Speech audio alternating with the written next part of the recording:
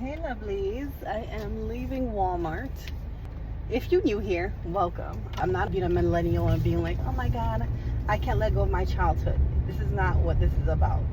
It's about so many specialty stores are being lost in this grab bag of capitalism, this capitalistic hellscape that we've been talking about for a while. And seeing Joann fabrics disappear literally before our eyes is a frightening thing, because it's like, what is next? You know, Toys R Us, all those things like disappeared. And yeah, I understand businesses can fail, but as we lose more and more of these specialty stores, the more I'm like, what more can we lose?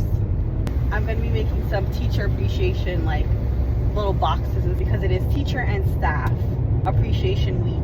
How they have it coordinated is they're like, oh, get some treats that are color coordinated, right? And I was like, damn, I wish Party City was still around, because I'd go to Party City and I'd go to the candy section and they have everything color coded, or they had everything color coded. Then I went to the craft section because I wanted some like lettering to put on the box, and I was like, they must have a scrapbooking section. Their scrapbook section is literally like maybe 3 feet, if that. Think about a whole store that had crafts, scrapbooking, home decor, and now it's being condensed into maybe 3 or 4 aisles.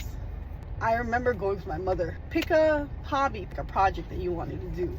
I remember at some point I picked up like, I guess it's crochet, but they were like little mats, like plastic grid. And then another time I was really into sewing, so I bought my first sewing machine at a Joann Fabrics. Someone could find something that was entertaining. They could develop a love for something, a craft, a hobby, and all that is lost. I'm not saying that they don't have a selection. They have a selection, right? They have it. But how much of it do they have? We are losing a lot.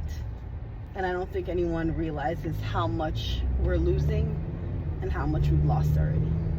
That's my TED Talk.